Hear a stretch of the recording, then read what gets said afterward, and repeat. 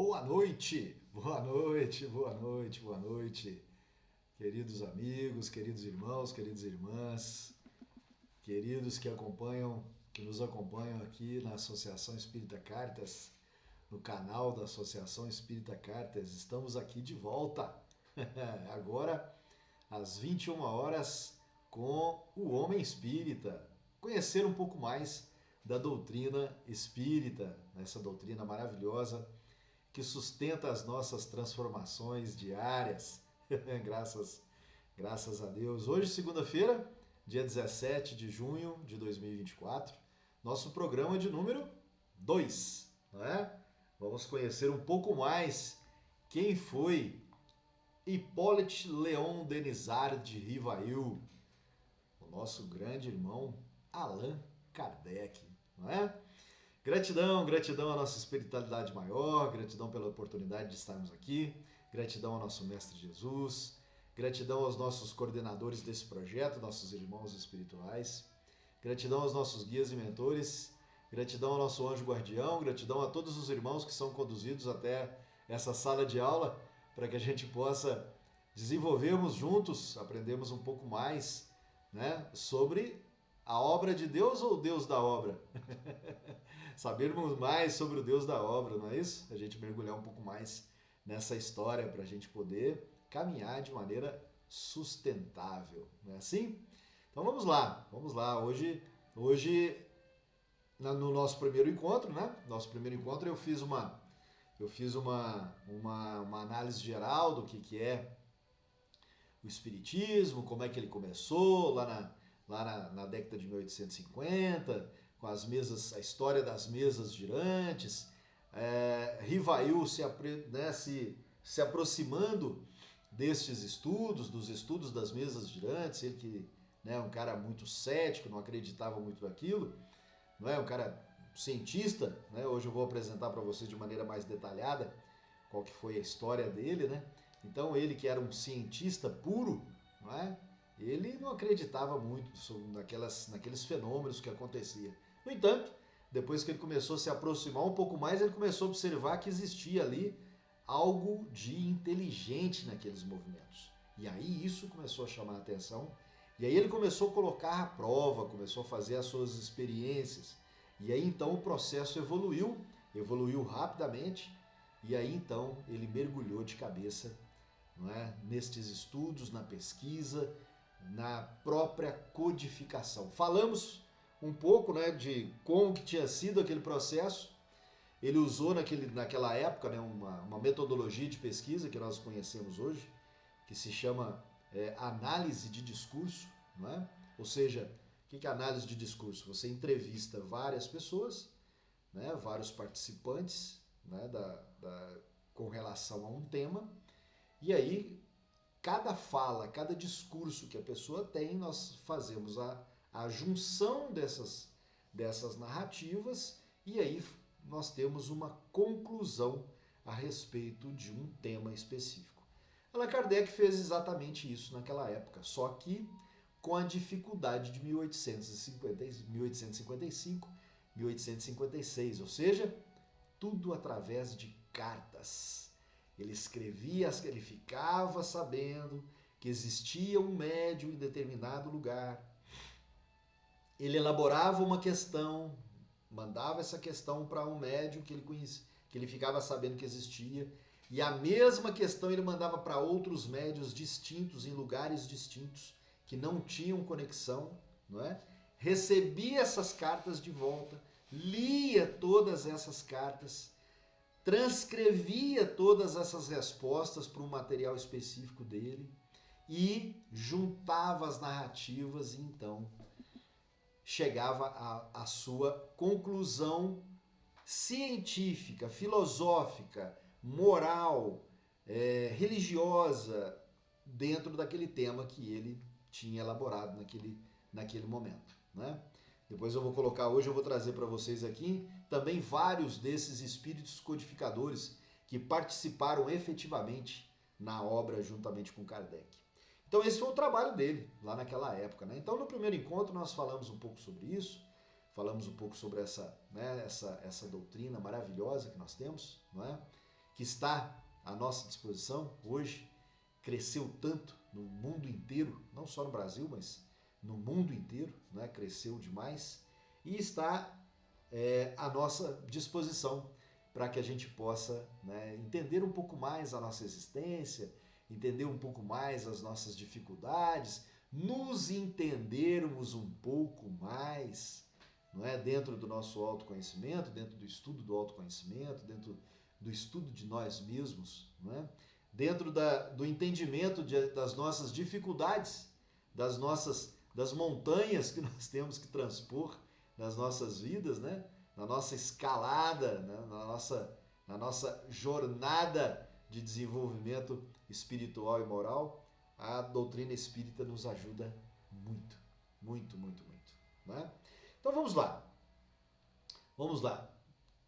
Vamos entender um pouco mais quem era Hippolyte Léon Denisarde Rivail, o nosso irmão Rivail, que logo depois ele começou a utilizar o pseudônimo de Allan Kardec. Nós vamos entender também por que isso, né? Por que ele começou a utilizar esse pseudônimo de Allan Kardec. Então olha só, Denisarde Rivail nasceu em 3 de outubro de 1804. A família dele era uma família de advogados, estudiosos. Ele já nasceu numa família com boas condições. E por causa disso, então, ele foi conduzido a lugares que pudessem entregar a ele, né, tudo aquilo que ele precisava em termos de boa educação. A família dele tinha essas condições na época e então ele foi estudar em excelentes lugares, não é? Um dos lugares onde ele estudou durante muito tempo, não é? Chamado de, eu tô com um dos livros aqui na minha mão, né? Um dos livros aqui que eu gosto muito de acompanhar e eu estou acompanhando para que a gente possa trazer essas informações para vocês, né? Que foi a cidade de Yverdon, na Suíça, né? Ele foi discípulo de Pestalozzi. Ele foi discípulo do professor Pestalozzi em Yverdon, na cidade de Yverdon, na Suíça, não é? E eu estou me lembrando aqui de que nesse final de semana eu tive com a minha amiga de coração, né, uma pessoa que a gente está caminhando junto, a gente está se conhecendo um pouco mais, né? E ela me dizendo que aquilo que eu pretendo fazer talvez seria muito bom na Suíça. Não é? Quem sabe? Quem sabe, né? Quem sabe a gente possa fazer uma pegadinha na Suíça, não é isso? A gente pode colocar o pé lá, mas na verdade talvez a gente está recebendo influências, né, de alguns espíritos suíços. Na verdade talvez seja isso, né, para a gente poder atuar aqui no nosso Brasil, no nosso Passos ou na nossa região, né, em Minas Gerais. Vamos pensar um pouquinho maior. Quiçá Minas Gerais e São Paulo, né? Quem sabe a gente pode se tocar aí, né? Johann Henrique Pestalozzi, grande professor, grande doutrinador, educador, que foi professor de Allan Kardec, de Rivail, não é? Então, Rivail foi discípulo de Pestalozzi. Eu estou procurando aqui o nome da escola, a escola de Yverdon. A escola de Yverdon era um castelo maravilhoso, né? Olha só, lá Rivail aprendeu, foi aluno de vários grandes professores, né? E ele, além das noções gerais de mineralogia, de botânica, zoologia, anatomia comparada, história natural, elementos de fisiologia e psicologia, lições de física experimental, química, estudo de línguas, grego, latim, italiano, inglês, francês e alemão. Ele aprendia ainda matemática, aritmética superior, álgebra, geometria, trigonometria, mecânica, astronomia, geografia matemática, belas artes, desenho, música, geografia política e civil, geografia geral e a história civil e instrução religiosa e moral. E os nossos alunos hoje, cansados com as provas nos colégios. Imagina! Imagina naquela época estudar tudo isso, estar à disposição de todas essas áreas do conhecimento, meus amigos, meus irmãos. Imagina só, por isso, não é? Por isso que a gente hoje, nós não tratamos mais a relação de inteligência. A relação de inteligência não é mais a mesma relação que existia no passado. A relação de inteligência hoje é muito diferente. Antigamente era considerado pessoas inteligentes pessoas que continham o domínio do conhecimento de várias áreas. Isso eram considerados os inteligentes. Isso era considerado aqueles que eram pessoas nobres, né? Dentro da inteligência, pessoas catedráticas, né? Então, esse era o conceito de inteligência naquela época, não é assim? A pessoa detinha o conhecimento de várias áreas do conhecimento. Hoje, inteligência já não é mais isso. Hoje, o conceito de inteligente é aquele que sabe utilizar de determinada informação para as suas competências e as suas habilidades. Aquele que consegue desenvolver mais as suas competências e as suas habilidades com uma informação, com um tema. Se ele consegue se desenvolver dentro daquele tema, dentro daquela informação, ele é considerado uma pessoa inteligente. Completamente diferente do que aquela época. E aí entram hoje ainda os estudos da inteligência emocional, que é você, dentro disso, dentro desse conceito, você ainda saber utilizar melhor as suas emoções. Utilizar as suas emoções de maneira inteligente para que você possa então desenvolver as suas competências e as suas habilidades. Mudou muito, né? Mudou bastante. Rivail viveu lá naquele período, não é? Então foi um cara, né? O professor Rivail foi um cara que aos 21 anos de idade, por exemplo, já tinha escrito o seu primeiro livro. Aos 21 anos, ele escreveu um tratado, né? Um tratado educacional, um curso prático e teórico de aritmética. Olha só que bacana. Em 1823, ele já estaria aí, né? 1823 já estaria aí com 21 anos, 21 para 22 anos. Ele estudou também com um dos primeiros cientistas, Franz Anton Mesmer, que trouxe para nós, para a nossa atualidade hoje, os estudos do magnetismo. O passe, né? Os estudos em torno do passe hoje, do passe magnético, vêm destes estudos de Mesmer. E Rivail foi aluno de Mesmer também, lá naquela época. Então, olha só, né? Já entramos aí na parte da formação acadêmica, né? Da formação acadêmica de Rivail. Rivail era um filósofo dentro de todo o contexto, né, que ele foi desenvolvido. Ele era um filósofo, foi muito influenciado pelos filósofos Sócrates, Platão e Descartes, não é? Desenvolveu um produto interessante pelas questões, um profundo interesse pelas questões existenciais e pela busca do conhecimento. Observem isso, observem essas condições de aprendizado, como é que levou, né? Como é que se aproxima, como é que conduz então Allan Kardec. Ele é preparado, não é, para se aproximar dos fenômenos espíritas, para então trabalhar essa codificação, trabalhar toda a codificação do espiritismo, né, que nós temos hoje à nossa disposição. Então, dentro da filosofia, ele já começa a desenvolver esses essa intenção, já começa a desenvolver esse interesse, não é? Nas questões existenciais, nas questões do autoconhecimento.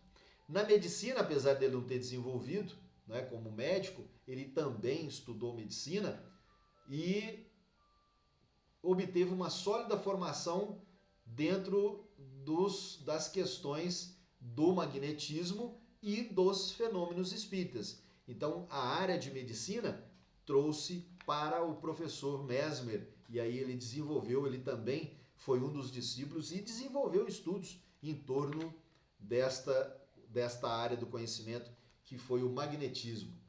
Linguística, também foi um grande estudioso na área de linguística, fluente em vários idiomas, né? Como a gente disse agora há pouco, latim, grego, inglês, alemão, italiano. Rivail demonstrava grande aptidão nestas línguas e nas culturas destas línguas. Em 1828, Rivail escreve sobre educação. Ele escreve um plano, uma proposição, um plano de mudança do sistema educacional naquela época para aquele lugar. Ele propõe a Paris uma mudança no processo educacional daquela época, baseado no aprendizado com Pestalozzi, baseado já naquela condição, não é isso? Aos 27 anos, ele lança ainda novos 3 livros. Em 1831, Allan Kardec é autor de mais 3 livros: Memória sobre Instrução Pública, Gramática Francesa e um sistema de estudos harmônicos para aquela época, para a Real Academia de Ciência de Arros, em 1831. E aí, 1831 também, ele se torna autor destes livros e ainda tradutor dentro daquelas línguas que ele tinha toda essa sua influência. Ele começa a traduzir obras na área de pedagogia, filosofia, história, ciências, francês. Um cara extremamente preparado, né? Além dos estudos de magnetismo que nós falamos agora há pouco, não é?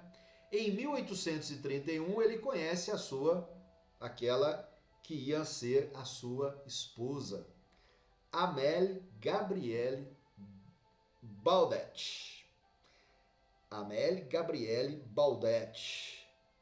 E se casa em 9 de fevereiro de 1832.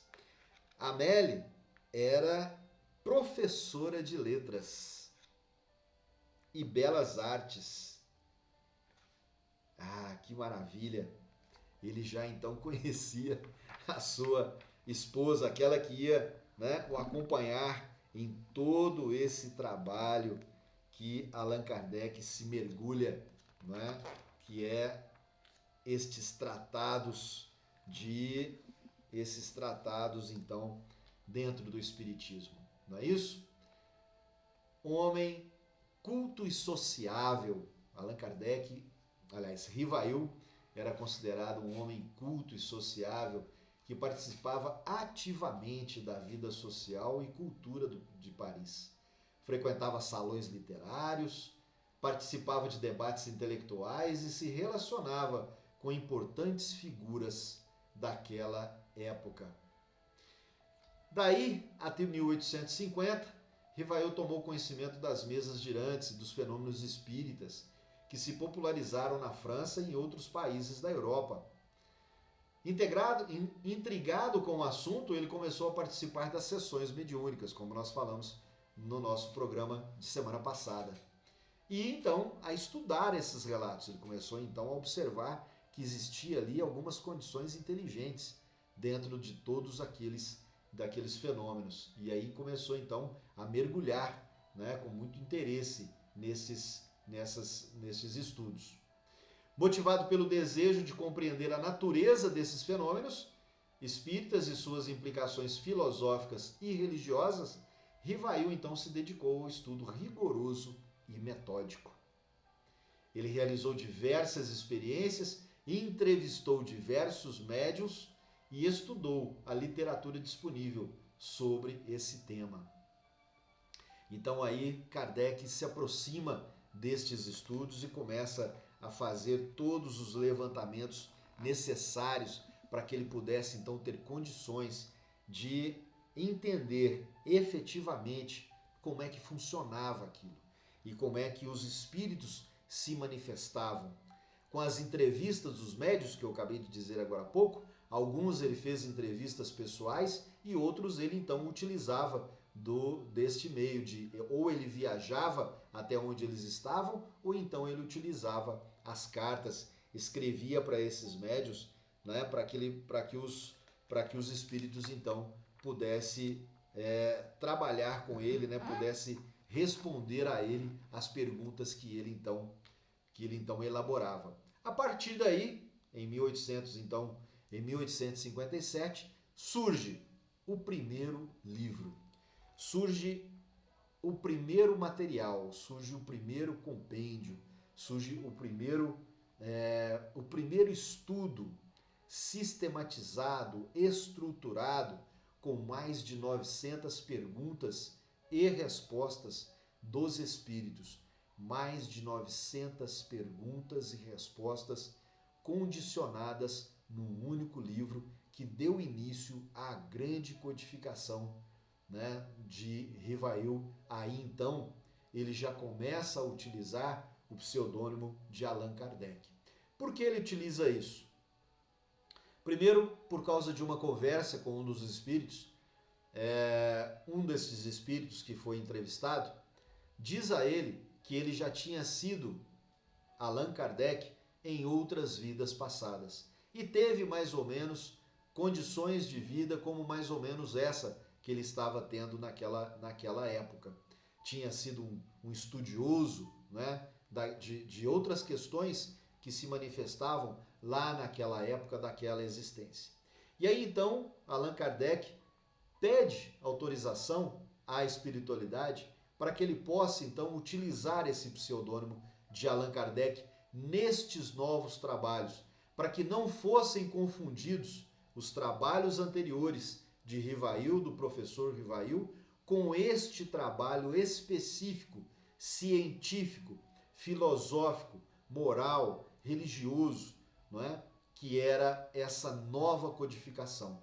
Ele então já previa que a partir dali, e em conversa com os espíritos que o auxiliavam, né, que o ajudavam, eles já entendiam ali que a partir dali estava nascendo uma nova revelação, uma nova área do conhecimento que se tornaria a revelação para essa humanidade, né, que viria a partir dali. Isso ia se transformar, isso ia crescer e ia passar por evoluções, né, enormes e ia atender esse processo evolutivo tanto da humanidade como do planeta Terra. E aí então Allan Kardec começa a trabalhar esse pseudônimo para esse trabalho.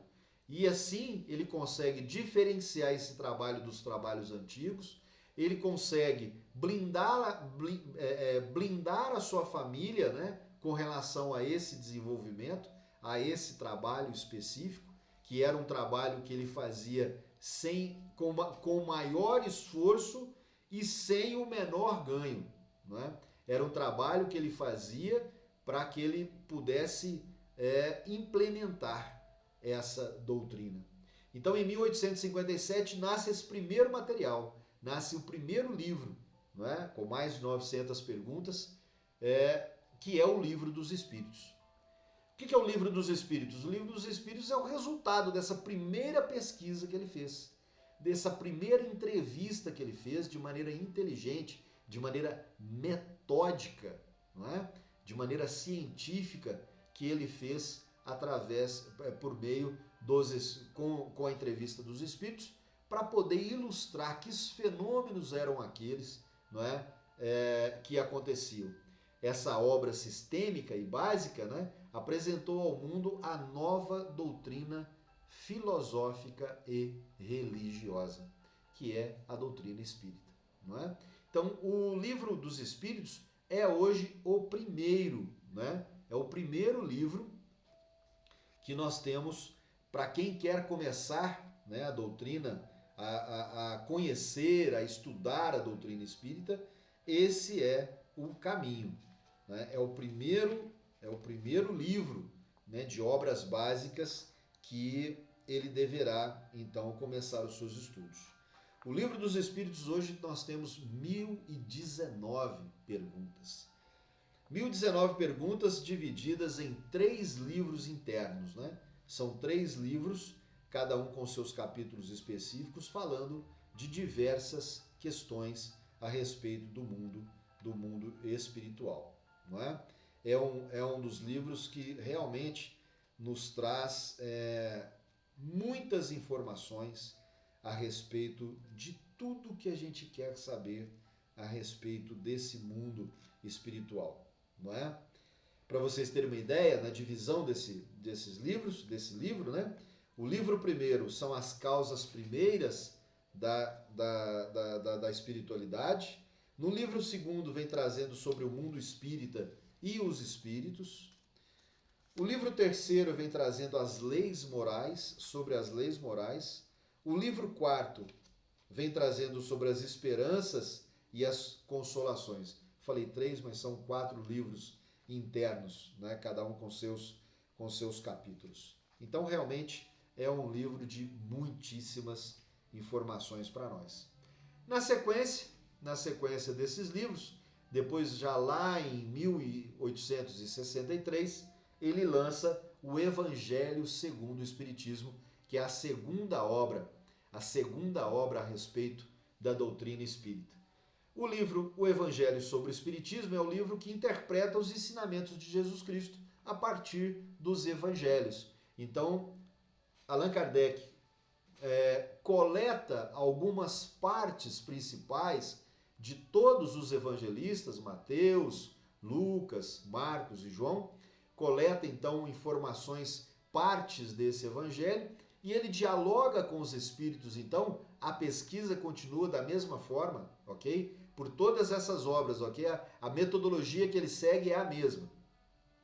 Então, em diálogo com os espíritos, ele então ele coleta essas partes do evangelho, e os espíritos então interpretam essas partes dos evangelhos, principalmente nos evangelhos onde existem as parábolas, né, as histórias que Mestre Jesus contava durante a sua peregrinação, durante esses 3 e 4 anos que Mestre Jesus, né, esteve à Terra.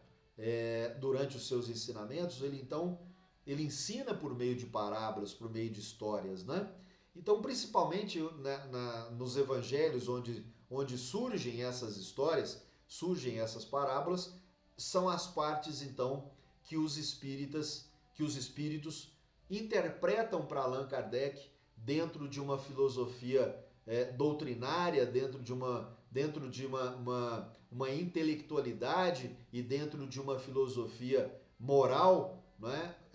Como é que isso se encaixa, como é que isso se contextualiza na vida dos seres humanos, na vida da humanidade.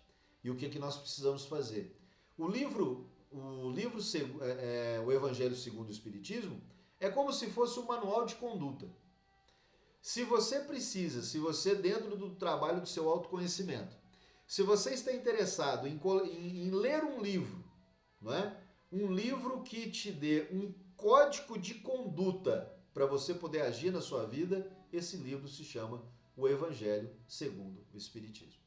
Ele é um verdadeiro código de conduta humana, de conduta moral, para que você possa agir na sua vida, para que você possa ser um homem de bem.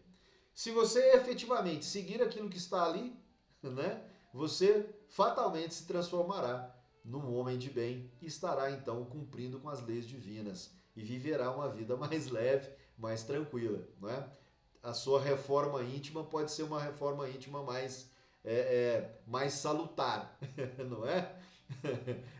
Eu que sei bem, né, o que é uma reforma íntima, né, eu sei dizer a respeito disso, depois que eu me aproximei mais dentro desses estudos, como eu já disse aqui em outros encontros nossos, né, eu já navego nessa peregrinação, né, espiritual já há quase 20 anos. E agora, nos últimos tempos, nos últimos acontecimentos da minha vida, é que eu me aproximei mais, de maneira mais efetiva, de maneira mais profunda, de maneira mais, né, tanto mais intelectual como moralidade, que eu me aproximei mais da doutrina espírita, né, a ponto de estudar profundamente tudo isso. Então aí que eu pude entender, né, que a minha reforma íntima começou a ser mais leve, mais tranquila, mais serena, menos tropeçada, não é? A ponto de eu poder estar aqui ajudando vocês, ajudando aqueles que nos acompanham aqui no canal da Associação Espírita Cartas, não é? A ponto de eu poder contribuir, né, com essa, né, de eu poder ter essa condição de poder contribuir com aqueles que nos acompanham aí no dia a dia, não é isso? Inclusive na minha área de atuação, inclusive no meu trabalho, né, eu que sou consultor de empresas, trabalho com treinamento, trabalho com estratégias comportamentais aí, eu trago muito da doutrina espírita para que possa me ajudar, né, a ajudar os outros, ajudar os empresários, ajudar né, os empreendedores, né, ajudar os negócios aí a se darem bem e a desenvolverem dentro do seu mercado. Então, eu trago muito disso, né, para a minha vida, para a transformação da minha vida e para a minha área de trabalho. Então, a doutrina espírita ela tem essa flexibilidade de nos ajudar em todos os momentos da nossa vida. E o Código de Conduta é exatamente essa obra. Enquanto o Livro dos Espíritos nos traz toda a base da codificação espírita, não é? O Evangelho segundo o Espiritismo, ele é o nosso manual de conduta. Nada mais é do que um manual de conduta. Não é? Os 10 passos para. Não é assim? Na sequência, depois de 1863, vem então o Livro dos Médiuns. Da mesma forma que foi elaborado o Livro dos Espíritos, o Livro dos Médiuns também tem uma sequência, tem também um ordenamento de perguntas e respostas, né? Foi lançado em 1867. E qual é a função, qual que é o objetivo do Livro dos Médiuns? Falar sobre a mediunidade e falar sobre a comunicação com os espíritos. Como é que nós, através da nossa mediunidade, através do conhecimento da nossa mediunidade, existem vários tipos de médiuns, né? Existe, por exemplo, o médium auditivo, existe o médium que psicografa, existe o médium que tem sensações de odores, por exemplo, ele sente os cheiros, não é?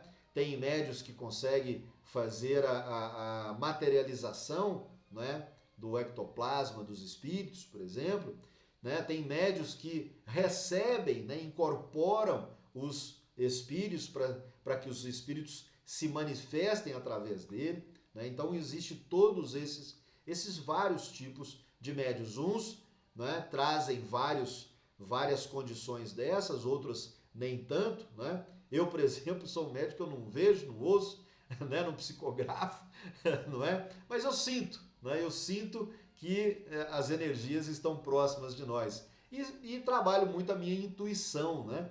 A minha intuição, que é a voz do coração, né? A minha forma de pensar, eu sempre procuro deixar aberto aí para que a gente possa estar sempre em comunicação, né? Antenado com a nossa espiritualidade, né? E isso todos nós podemos fazer, isso não tem nada de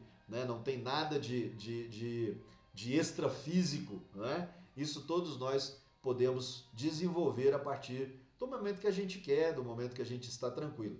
Mas sempre importante, né? Sempre importante alertar a respeito disso, sempre importante, né, nós nos conectarmos com relação a isso. Estudar, ler bastante, ler principalmente as obras básicas, né, de Allan Kardec, que tem todas essas informações.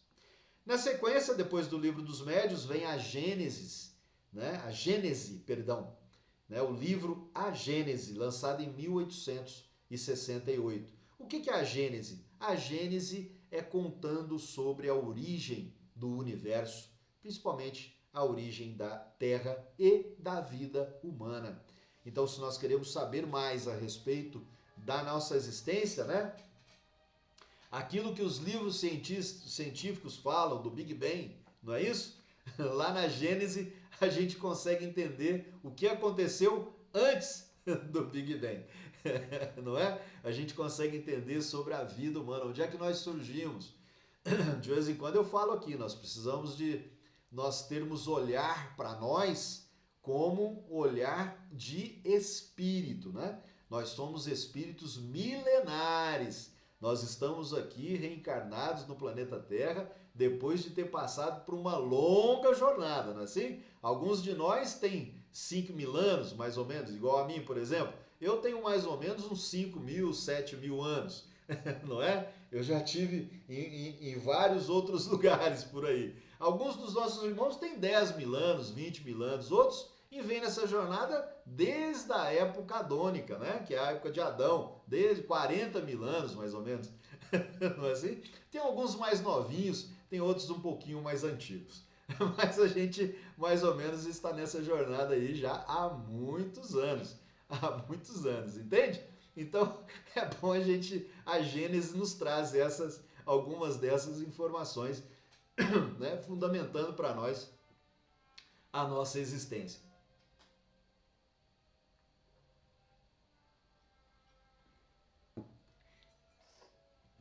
Na sequência, depois de 1868, então, quando é lançado a Gênesis, lança então para poder fechar esse material em 1869, não é?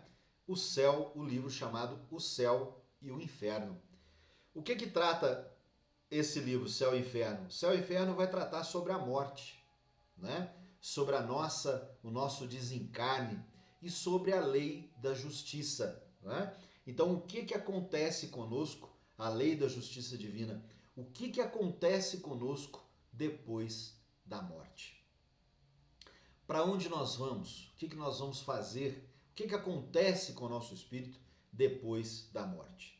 Então, observe que a obra de Allan Kardec, né, vem nos dizer, vem nos ensinar o que acontece conosco antes do berçário até depois do túmulo. Então é uma obra realmente completa, completíssima.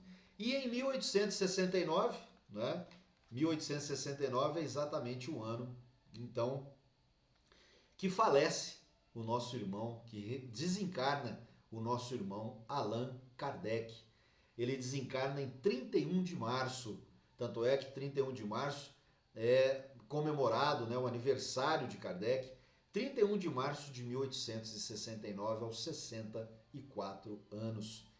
Allan Kardec, segundo as informações, segundo os textos, né, ele falece por aneurisma cerebral, que era uma doença que ele já trazia contigo há alguns anos atrás. Ele já tinha havido uma passagem a respeito disso.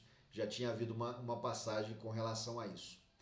Além dessas 5 obras, né? Além dessas 5 obras, nós podemos observar que depois que Allan Kardec, então, se conecta com os fenômenos das mesas girantes, com esses fenômenos espirituais, que ele começa, então, a desenvolver toda essa ciência, toda essa pesquisa, né? Com toda essa metodologia rigorosa, não é? Allan Kardec não faz outra coisa a não ser se dedicar full time, se dedicar o tempo todo, de maneira íntegra, para os estudos do Espiritismo.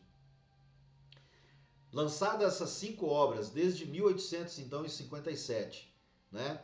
Ele começa a estudar e começa a fazer esses levantamentos por volta de 1855, 1856 e lança então o primeiro livro em 1857 e vai até então 1869 trabalhando efetivamente nestas obras.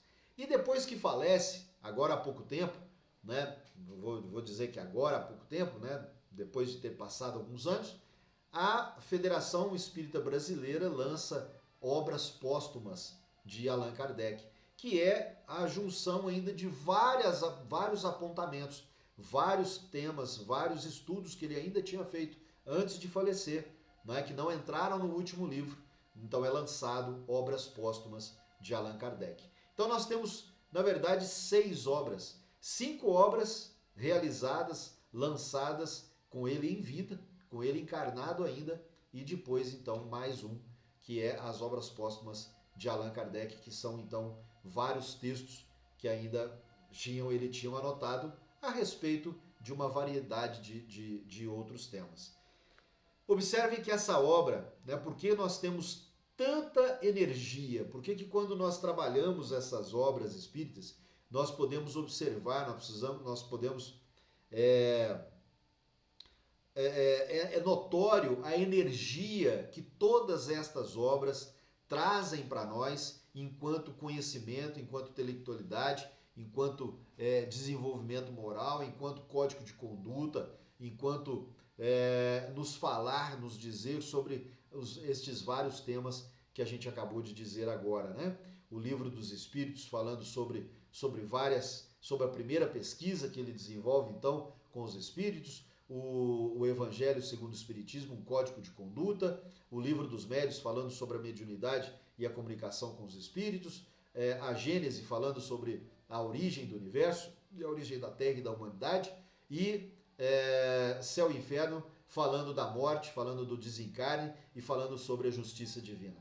Então veja que todos esses temas trazem para nós uma energia fenomenal, uma energia que realmente, ao estudá-las, ao trazer esses temas para o nosso coração, a nossa vida se transforma. Não há como de não se transformar, porque foi um trabalho feito com muita ênfase, com muita energia, com muita dedicação, com muita doação, não é?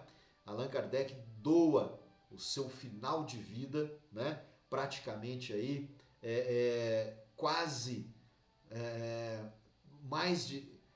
15 anos praticamente, né? Quase 15, 16 anos finais da sua existência dentro desse trabalho, né? Dentro dessa codificação. Então realmente foi um dos espíritos também evoluídos que foi colocado no planeta Terra para que ele pudesse ter essa missão de trazer para nós essa nova revelação, chamada de a terceira revelação, né?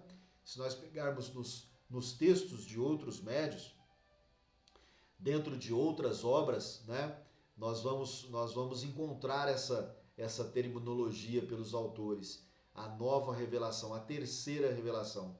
Qual que foi a primeira? A primeira revelação, a lei de Moisés. A segunda revelação, a vinda do Mestre Jesus. E a terceira revelação, né, o Consolador, é a obra da doutrina espírita. Essa doutrina reveladora e consoladora que nos ajuda nessa nossa transformação de vida, não é? Na sequência, né, o que acontece depois então da morte? O que acontece depois da morte de Allan Kardec? Passa-se um período, né, de muita transformação, de muita disseminação né, aqueles que o acompanhavam, principalmente a sua esposa, os amigos, os estudiosos que o acompanhavam, começam então a disseminar essa doutrina a partir destas obras para o mundo inteiro. E chega-se ao Brasil por volta de 1891, todo esse material, toda essa doutrina chega ao Brasil em 1890, 1891. E aí é quando então em 1891 surge, né, a Federação Espírita Brasileira. Várias outras associações espíritas já no Brasil, já desenvolvendo, disseminando essas informações. Então elas se juntam e criam então, e surge então a Federação Espírita Brasileira, famosa, né, Federação Espírita Brasileira, que é mantenedora hoje de vários títulos, de vários, né, obras principalmente destas obras básicas aqui no Brasil, consolidando então essa organização espírita no Brasil. A partir daí, então, a própria Federação Espírita Brasileira se encarrega de divulgar essas obras para todo o Brasil e também para o mundo, né?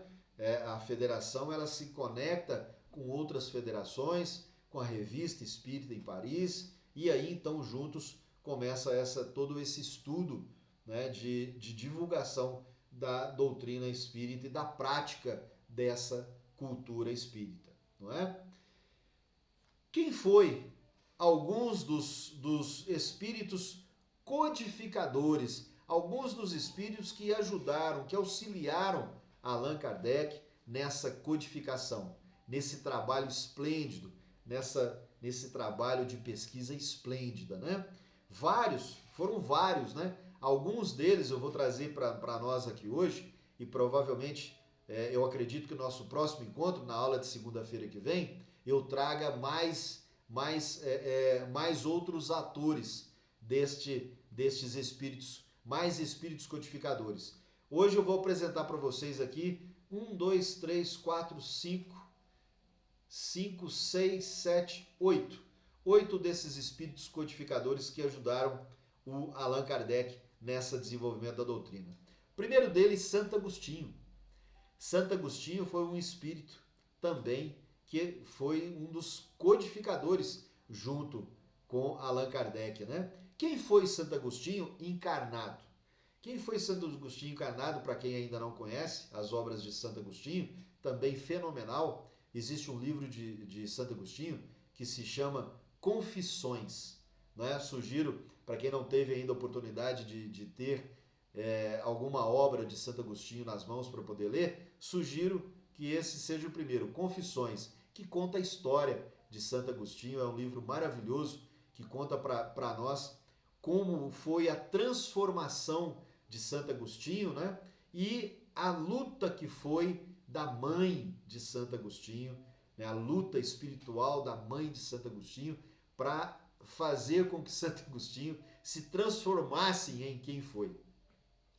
Santo Agostinho, vocês vão, né, quem puder ler a história dele, né, vocês vão poder observar, Santo Agostinho não tinha nada para ser um santo, não é? Muito antes, pelo contrário, na sua jovialidade, era boêmio, era alcoólatra, vivia nas noites, né? Vivia, né, com a vida solta daquela época, né? Daquela época que era a época dele. E depois, então, ele se converte,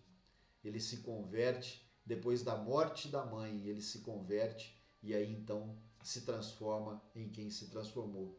Reconhecido como um dos principais espíritos codificadores, Santo Agostinho foi teólogo, filósofo da Igreja Católica, ofereceu valiosas orientações a Kardec a respeito das questões teológicas, filosóficas e morais. Então, muitas das respostas, dos ensinamentos que nós temos dentro da doutrina espírita, dentro destas áreas filosóficas, morais e teológicas, vieram então da ajuda de Santo Agostinho. São Luís, outro importante espírito codificador, né? Rei da França no século XIII, teria auxiliado Kardec na compreensão de temas históricos, sociais e políticos. Então os temas, né, foram temas também que foram trabalhados em diversas das obras codificadoras, das obras básicas. Foi auxiliado então também por São Luís, rei da França no século XIII. Outro, o próprio São João Evangelista, o próprio espírito de São João Evangelista, apóstolo João, que teria orientado Kardec sobre os ensinamentos de Jesus Cristo, né? João Evangelista, que teve presente, né, antes da vinda de Jesus, né, o primo, né? João Evangelista, o primo de Jesus Cristo de Nazaré, não é? Auxilia então Allan Kardec no significado do Evangelho da Luz. Olha só que maravilha, né? Ser auxiliado pelo espírito do próprio João Evangelista não é? O Evangelho à luz da doutrina espírita. Então ajuda Kardec a interpretar o Evangelho à luz da doutrina espírita. Outro grande codificador, outro grande espírito codificador, Erasto, né? Erasto, um espírito sábio e esclarecido. Erasto teria fornecido informações sobre diversos temas, desde a natureza do universo até a vida após a morte. Então Erasto também um grande, né, companheiro de Allan Kardec. Fénelon, também um grande escritor e teólogo francês. Fénelon teria contribuído com suas reflexões sobre a moral e a ética, aspectos fundamentais da doutrina espírita. Espírito de verdade, né? O espírito de verdade, que era a entidade celestial, né, da espiritualidade, o espírito de verdade, considerado como se fosse o próprio Jesus Cristo. Teve, né? Imagina Allan Kardec ter tido contato através de médiuns com o próprio Jesus Cristo. Imagina, que beleza, que energia fabulosa, não é? Orientando sobre as pesquisas e as decisões que Allan Kardec tinha que tomar. Como que Allan Kardec tinha que pesquisar, qual a metodologia que ele tinha que usar e as decisões que ele tinha que tomar nas várias dificuldades, nos vários conflitos que Allan Kardec certamente teve durante todo esse período. É claro, né, meus amigos, é claro, meus irmãos, minhas irmãs, nós não podemos nos iludir que durante esses 16 anos Allan Kardec passou uma vida tranquila, não é?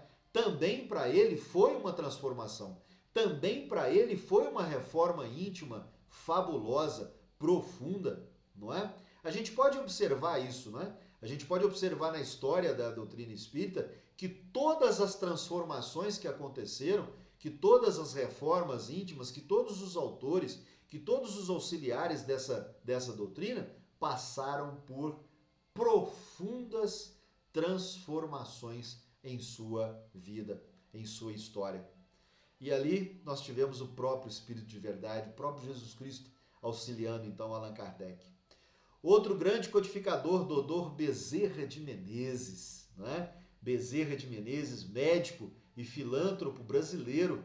Dr. Bezerra de Menezes, mesmo após a sua desencarnação, teria participado ativamente na codificação, oferecendo valiosas contribuições à doutrina, principalmente na área médica, não é?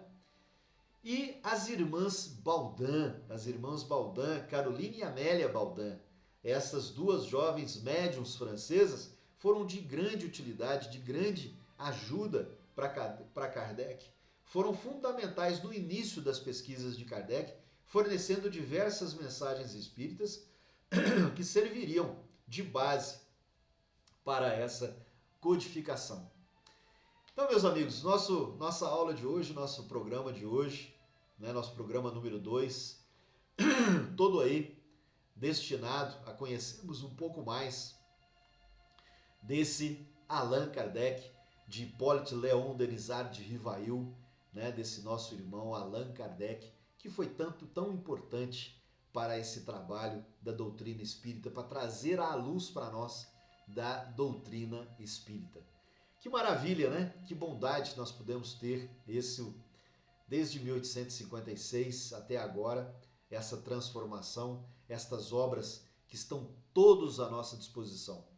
Quem não quiser comprar os livros, né? Quem não quiser ter essas obras básicas nas mãos, como leitura manual, né? Eu, por exemplo, eu gosto da leitura manual, mas também utilizo aqui, né, as bases tecnológicas para a gente poder alcançar essas literaturas. Você pode entrar no site da FEB, que é a Federação Espírita Brasileira. Lá você vai encontrar todos estes livros, todos estes materiais em PDF. Você pode baixar para o celular, você pode ler à vontade de maneira gratuita. Inclusive outras obras, as obras de André Luiz, por exemplo, né? Outras obras, várias obras ali de Divaldo Franco, né? Na FEB ali você vai encontrar vários materiais, vários textos que você pode aproveitar aí no seu dia a dia, da forma que você achar melhor. Ou seja, a doutrina espírita está à disposição de todos aqueles que querem, né, se despertarem para uma nova vida, se despertarem para a sua jornada espiritual, para a sua jornada de desenvolvimento espiritual. Está à disposição de todos aqueles que querem de verdade enfrentar isso, não é? Na nossa próxima aula eu vou trazer mais outros autores que nós encontramos sempre dentro da doutrina espírita e avançamos um pouco mais nessa doutrina que é tão reveladora e consoladora para nós. No nosso programa, na segunda-feira, às 21 horas. E nos acompanhe nos demais projetos que nós estamos desenvolvendo. Todos os dias, às 6 horas da manhã, de segunda a sábado, nós fazemos às 6 horas da manhã, aqui no canal da Associação Espírita Caritas, comigo também, César de Aquino, o programa Despertar, que é a prática do Evangelho no Lar. Nós temos todos os dias às 6 horas da manhã. Às segundas-feiras, às 19 horas, os Caminhos de Paulo. A gente aprendeu um pouco mais a história de Paulo e trazer para a nossa contextualização de vida as transformações que Paulo promoveu na sua vida. E às 21 horas, o Homem Espírita, a gente conheceu um pouco mais da história do Espiritismo. Ok? Vem comigo, vamos aprender um pouco mais, vamos mergulhar um pouco mais nos nossos conhecimentos para que a gente possa avançar na nossa jornada espiritual. Fiquem com Deus, bom final de segunda-feira, boa semana, beijo no coração e até a próxima segunda-feira, se Deus quiser.